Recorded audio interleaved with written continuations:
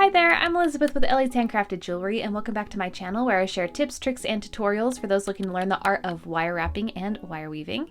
And if you haven't already, or if you're new to this channel, go ahead and hit that like and subscribe button so that you never miss any upcoming videos. But in this particular tutorial, what I'm going to be showing you today is how to create this functional Christmas tree brooch pin, scarf pin, sweater pin. And it is functional, so it just clips on, clips off like so. And it clips on, so it is a functional pin. And it only requires a couple gauges of wire, which I will leave in the description below and I will explain in the video. But before we jump into this tutorial, I did want to let you know that there is a new written tutorial, which is the Glenda floating pendant tutorial. And in this tutorial, you're going to learn how to create the woven frame, as well as all the hammered accents in it as well, so that you can create a strong, supportive, intricate frame that creates this floating effect with the coin bead. And if you are needing stones for this project, I highly recommend checking out Kazdan's. I've worked with her on creating this tutorial, so you can find all the materials, well, I should say, you can find all of the stones that you need there at Kazdan's. And if you're interested in learning more about the tutorial, you can find it in the description below, or there'll be a little card that pops up here that you can click on to find the tutorial. Now, without further ado, let's go ahead and jump into this tutorial.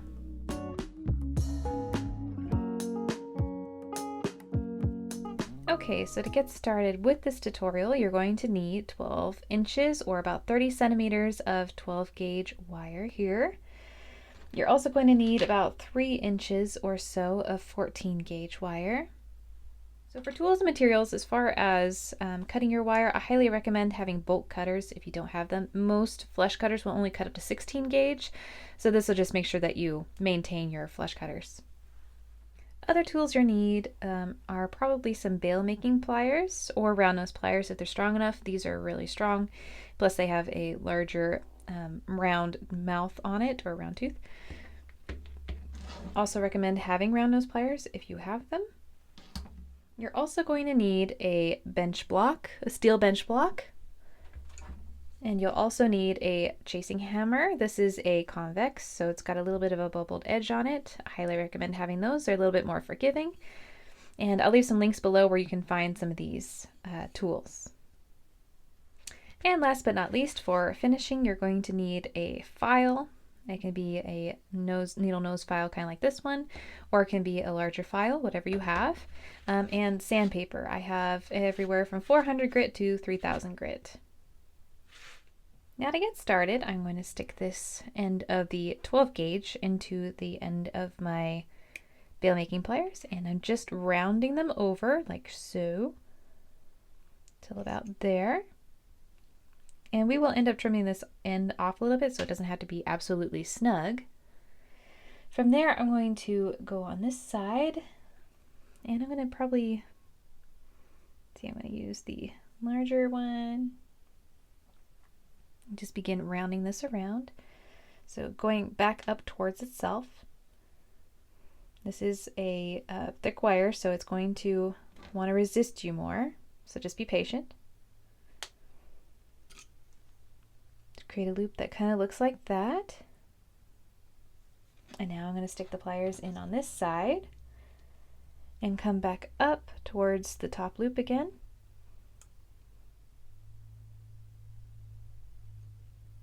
Like so, just crisscrossing over top. So it almost looks like we got a bit of a clover going on. Now I'm going to do that again. So you can see that the pliers are just sitting outside. That's what you want. So bringing that up. You'll notice that I'm mostly just holding the wire with the pliers, not actually using the pliers.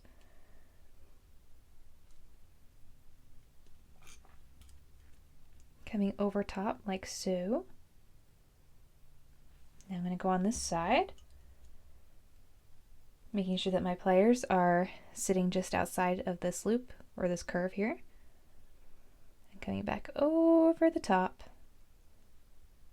rounding as I go until it looks like something like that. Ta-da! Now at this point we want to create a little bit of a curly Q at the end, kind of like with this. And you'll see I flatten this with my hammer a little bit. And I'm going to trim this off just a little bit. So I'm probably going to trim off about 1/2 inch. So I'm going to grab my bolt cutters because they are the best for cutting this thick wire. Trim that off.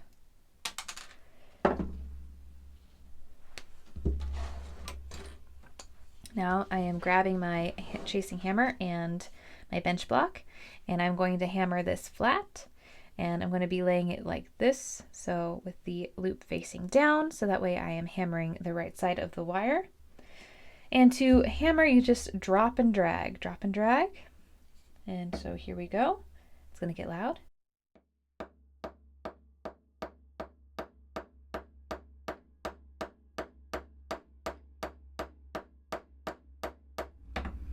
So now we have flattened it, so it's got a nice tapered end there. I'm going to move this out of the way and find my file, and I'm going to file this because you can see there's some burrs sticking out, and we don't want that catching on clothes or skin. So I'm just going to use my file. You can also use sandpaper if you don't have a file to file that down a bit.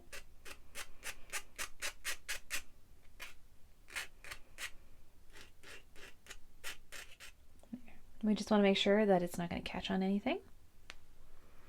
When we are satisfied, I'm going to create a little end on that with my round nose pliers. Now this is going to require a lot of force because now that we've hammered it, it's a lot harder.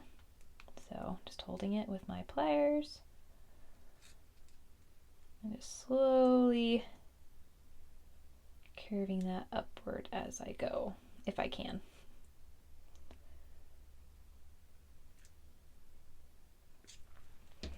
Now if it starts to be like that, you can use some pliers to compress that. Let's see.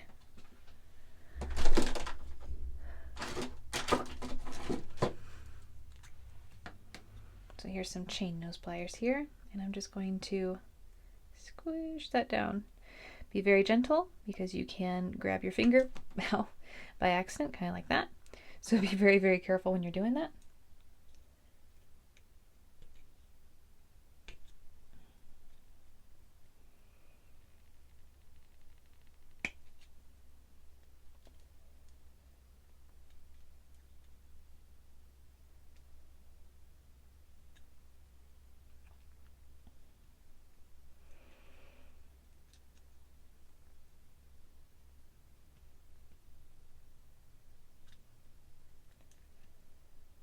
Now I'm just going ahead and continuing to curl this upward.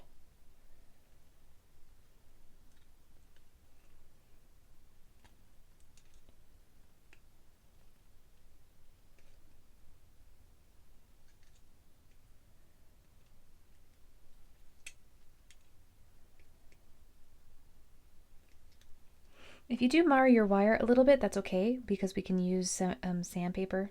Just make sure you're not marring it too bad, but just enough so that way the sandpaper will clean it up.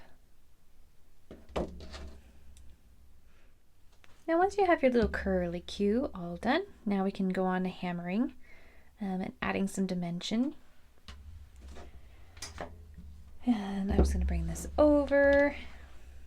And now I'm going to hammer the outside of all of the curves. And the way you do this, so you access them, is you can pull them up, as an example, and then lay it there or this way. Just so this is out of the way as you hammer, and then just drop and drag, and that will help hammer it flat.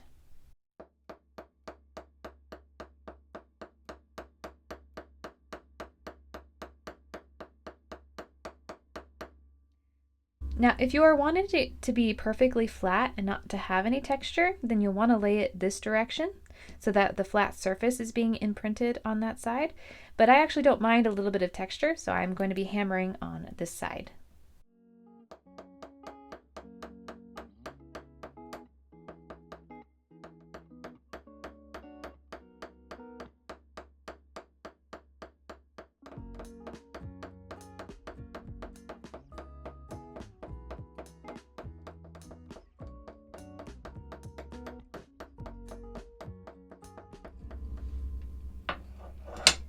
So there it is, all hammered. Now at this point you can also lay it down and hammer this a little bit just to compress these together.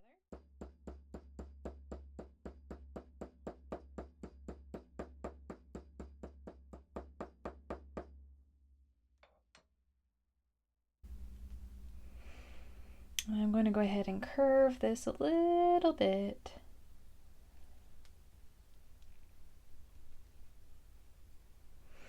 And now it's time to trim this off a little bit.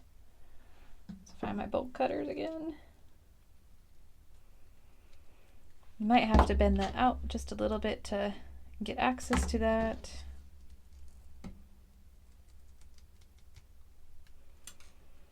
Just so that there's an access point for the pin. Use your file that down.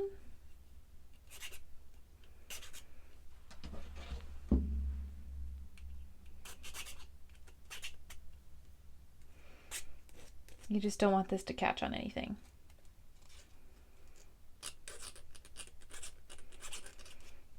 Like that. So there's the pin so far, and you can adjust it as needed if you need to.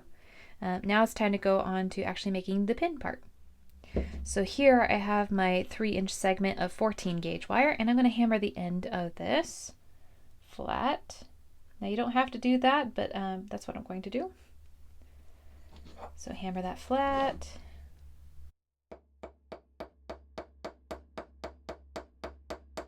So now that's nice and flat. And now I'm going to use my file and file that down.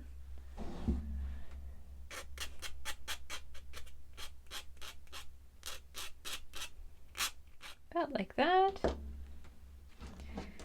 Then I'm going to use my round nose pliers to create a loop.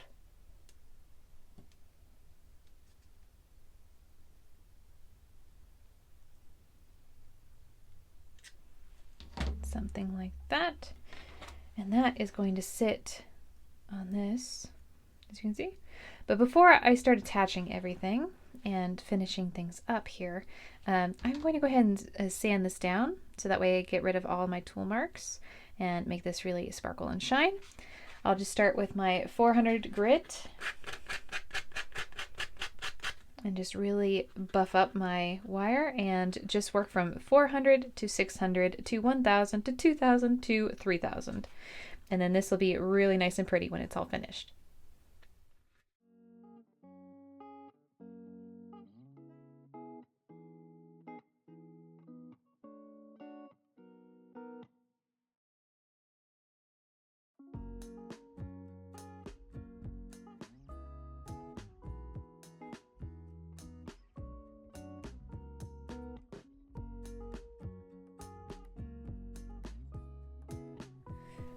Okay, so now that this is all sanded, it's time to add our pin, and we want it to sit in here, so I'm going to grab these pliers here,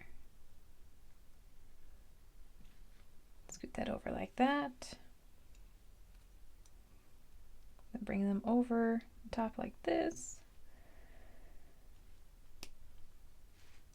and then I'm going to turn this around, or twist that back and compress slightly. So there's the pin. It might need to be slightly straightened out. But based on your pin, like with mine, it's a little bit too long. And actually there's not enough curve either. So it's time to adjust. So time to curve this a little bit more.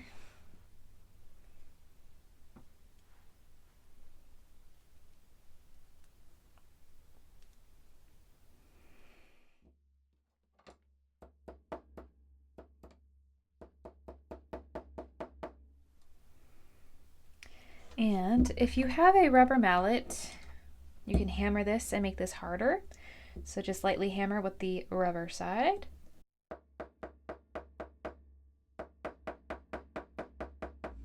And that will make it a little bit stiffer. And feed it through. So there's our pin so far.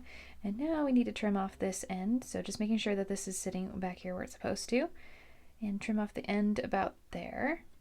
So got that there. Got my bolt cutters. That's a decent spot. So now I'm going to grab my file and file that. And I'm going to create a tapered end on it so it goes through clothing and scarves easier. So just going around, making sure to take off any of the sharp edges as I file. All right, so we got a bit of a tapered edge, which is good. And now I'm just going to grab some of my sandpaper and just smooth it out.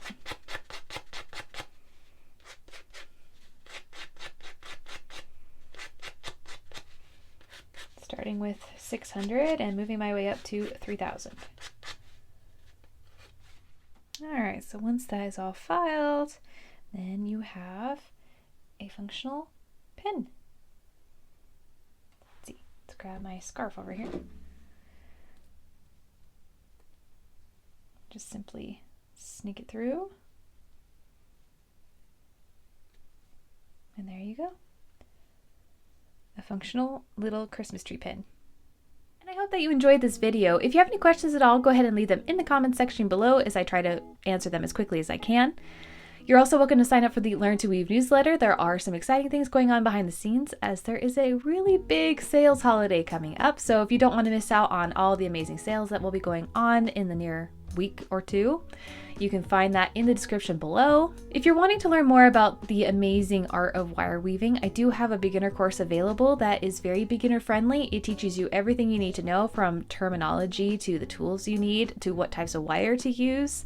It also includes 3 beginner-friendly weave patterns in which you can use to create 3 different projects. And also included with the course is a free pricing calculator and an exclusive offer to the Artisan Tutorial Vault, so that way you never run out of creative ideas. And all of that is listed in the description below, and if you have any questions about that, go ahead and leave it in the comment section or send me an email. And until next time, you guys, happy weaving.